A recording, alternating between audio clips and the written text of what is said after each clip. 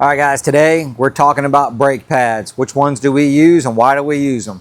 Let's get into it.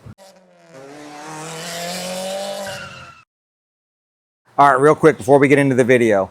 Number one, I want you guys to leave a comment down below right now. Let me know what two brake pad companies you think we're using right here. So drop that down below real quick. Number two, we already shot the video and I want you to stay to the end. I'm not meaning for this to be a teaser, but it's turning into a teaser now because I thought about something and we don't script these things. So at the end of the video is something that you really need to hear about safety systems in these cars. So make sure you stick around and watch that. Let's get back into the video. So we've got two different brake pads from two different brake companies here that we use. Yeah, they're hidden because, you know, we got to keep you guys watching the video for a few minutes. So we're going to get to those in a second. But before we do that, I want to tell you about what happened to me and some information that was given to me. Whew, it's been quite a few years ago now. I mean, it's probably been 15, it's 24, so probably 15 or more, well, more than that years ago. So before I was given this information, I just always thought, you know, quality brake pad, just go with a name brand or just go with, you know, the higher end quality brake pads from the part stores. And that's what we generally did. We didn't really buy the cheaper stuff. And, you know, and we never had a problem, okay?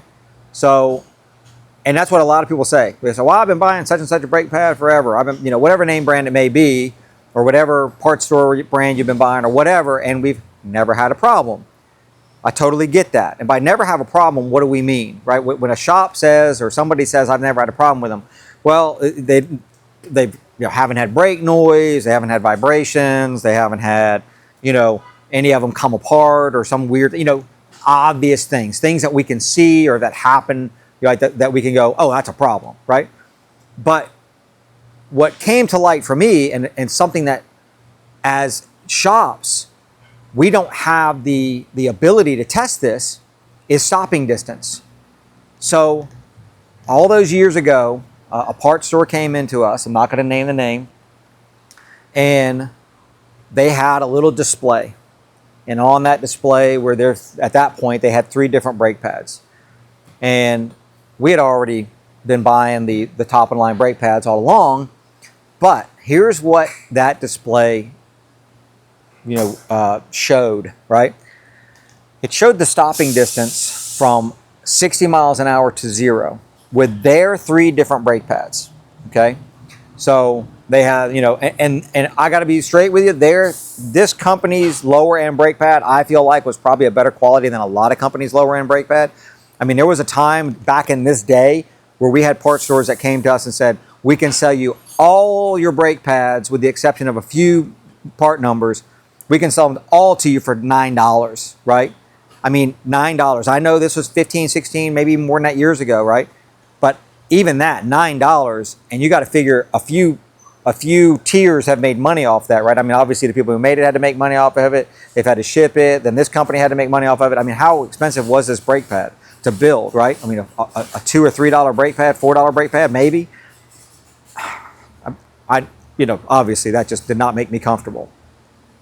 But we stuck with this particular company. They came in with this display. It showed their 3 different brake pads and it showed stopping distance. And this thing blew me away.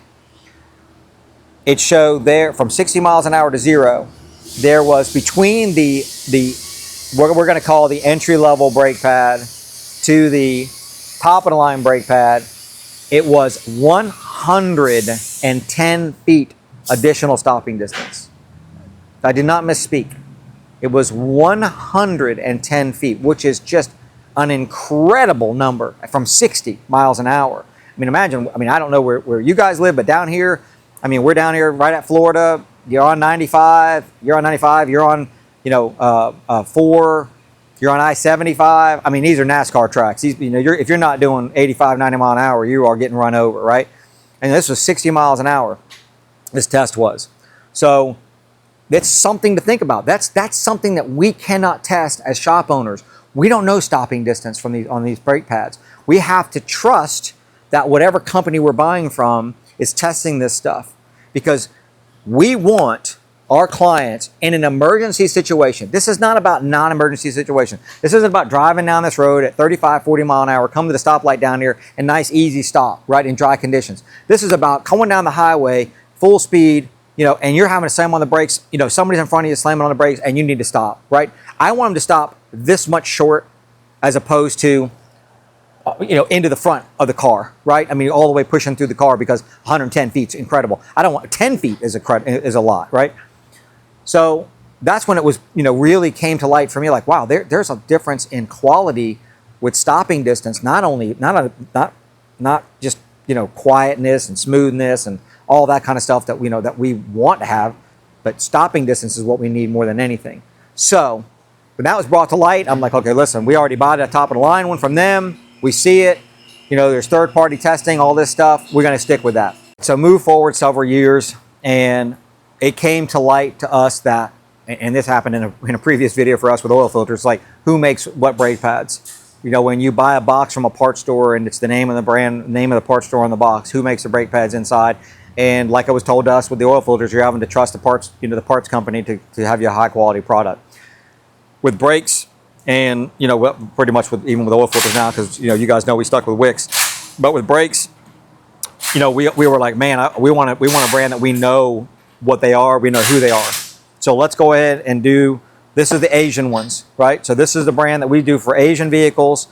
You guys are all going to know what they are. They're Akibono. Now this is a Euro box. We just bought a set of brake pads, but Akibono is been around forever. They are a extremely high quality brake pad. They are, I believe, the most used company for OE brake products in the world. I think they're on more cars off the showroom floor than any other brand. And all, according to their website, what we saw on their website, all of their aftermarket brake pads, so all the brake pads that we can buy, are made in the United States. I'm assuming that's the ones, if you live in the States, you know, they're made here. I don't know if you live overseas, you know, when you're watching this, you know, you're going to have to check where they make. They do have facilities in, obviously, the U.S. They have one in Mexico. They have, I think, a couple in China. They have, where else was there? There was a couple of other ones, but they have facilities all over. And, but in the United States, these pads are made in the United States. For what that's worth, right? I mean, obviously, we want to, if we can support it for us, we want to. But we also know that this is going to be a quality product. They have extensive tests. I will tell you this, other brands that come in here that want to sell to us, that are showing testing, and we had another brand that we wanted to kind of compare to Akibono. We wanted to show it on a video, and they would not allow us to show the charts. I don't know why, but all these other brands come in here, they are always up against Akibono. They always compare themselves to Akibono. So here's the Akibono ones and here's us, right? Okay, well that means this is the gold standard. So this is the one that we stick with for all Asian vehicles. This is the brand we would go with. And like I say, this is Euro. This is a Euro one. I wouldn't really have an issue putting it on a Euro, personally. You're shaking your head no? I'm saying no. I'd have no issue with that. Oh, okay. We do that all the time. Yeah, so definitely you could use this on Euros and on domestics, right? 100%. I have no issue with this brand whatsoever. So that's our. That's what you primarily use in your car. This is what I use on my car. Yeah. 100%. Well, this is what I use on my Lexus and those vehicles, right? Yeah. Now let's show them what you use on the Mercedes. On the Mercedes or on German vehicles, we use Textar. These are all made in Germany. And, you know, we've used these for a long time and we've never had a problem. No, we use these for a long time. We know that they're a very high quality brake pad. They're not as known even in the industry. Let us know if you guys know about Textar. They're not as known as Akibono. Akibono, everybody knows Akibono, but these are a very, very high quality brake pad. They are all made, according to the information that we looked up, they are all made in Germany. So now, you know, people are going to say, well, just because it's made in Germany doesn't mean it's good. I understand what you're saying, but in this case, these are very, very high quality brake pads, and we have used them for a very long time. These we only do on European vehicles. One last thing before we're done. Well, a couple things. One, If you guys want to know the rotors that we use, let us know in the comments down below, because there are a couple of different ones on there that we do use. So let us know if you want to know that. The other thing is this: be careful when companies say our pads are ceramic pads, or even semi-metallic, which is kind of an old school. They still use some, but be careful with that, because just because it says it's a ceramic brake pad doesn't mean that it's the same formulation as what came on the car, right? And this is something that is super important for us to think about. A lot of these cars that we work on today have got automated braking, right? So they've got either lane departure, keep you in the lane deal that uses braking sometimes as well as steering, and they've got automated braking. Those engineers, when they built that system, had a certain friction material and a friction coefficient on it, and if you put something on there that's different than that, that could increase that stopping distance, those models have no clue that you've done that, and it could cause a problem. So there's a liability side of this too, to go with a quality known product, right? So, but be careful when they say ceramic, stuff like that, because you could just, my understanding is this: you could have a vat of material that you're putting together for brakes. You could throw some ceramic in there, and some ceramic is gonna be in all of it, but you don't know how much, but you can still call it ceramic. I don't know if that's true or not. That's what I heard. You guys leave a comment down below. Let me know what you think of it. But I could certainly believe that. I want to know that the formulation that's in the brake pad is what's meant for the vehicle, and it's not a one-size-fits-all. So hope you guys like that, though. That's just our basic brake stuff there, brake pads. So I hope you guys like that. If you did, hit that thumbs up, hit that subscribe button, hit that bell notification. Let us know if you want to know about the rotors or any of the brake parts or any of the parts that you want that we use. We'll make a video on it. We love it. So leave a comment down below with that. We'll see you in the next one.